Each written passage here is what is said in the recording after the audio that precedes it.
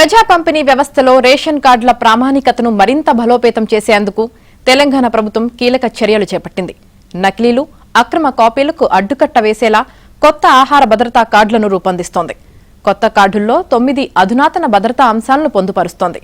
కంటికి కనిపించని, స్పర్శ ద్వారా గుర్తించే డిజిటల్గా ధృవీకరించే సాంకేతికతను వాడుతోంది. కార్డు ముందు భాగంలో జిల్లా పౌర సరఫరాల శాఖ అధికారి సంతకాన్ని పొందుపరుస్తారు. కార్డు వెనక భాగంలో తెలంగాణ ప్రభుత్వ చిహ్నంతో కూడిన సెక్యూర్ హోలోగ్రామ్ను ఏర్పాటు చేశారు. కార్డుపై గవర్నమెంట్ ఆఫ్ తెలంగాణ అనే అక్షరాలను పైకి ఉబ్బినట్లుగా ముద్రించే రిలీఫ్ టెక్స్ట్ ఉంటుంది. చేతితో తాకి దీనిని గుర్తించవచ్చు. కార్డులో సూక్ష్మ అక్షరాలను కూడా ఉపయోగించారు. అత్యంత చిన్న అక్షరాల్లో గవర్నమెంట్ ఆఫ్ తెలంగాణ పదాలను పునరావృతంగా ముద్రిస్తారు. ఇవి సాధారణంగా కంటికి స్పష్టంగా కనిపించకపోయినా మ్యాగ్నిఫికేషన్తో పరిశీలించవచ్చు.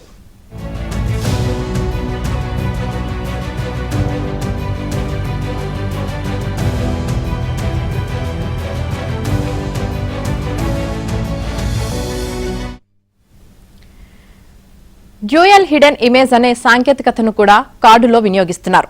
ఒకదానిపై మరొకటి సూపర్ ఇంపోజ్ చేసిన అక్షరాలు లేదా గుర్తులు నిర్దిష్ట కోణంలో లేదా మ్యాగ్నిఫికేషన్తో పరిశీలించినప్పుడు కనిపించేలా రూపొందించారు. ఇందులో జీవో, టీజీ, ఒరిజినల్ వంటి రహస్య గుర్తులను చూపించారు. తెలంగాణ ప్రభుత్వ చిహ్నంతో వాటర్ మార్కును కూడా కార్డుపై పొందుపరిచారు. ఈ వాటర్ మార్కును వెలుతురుకు ఎదురుగా ఉంచినప్పుడు స్పష్టంగా కనిపిస్తుంది.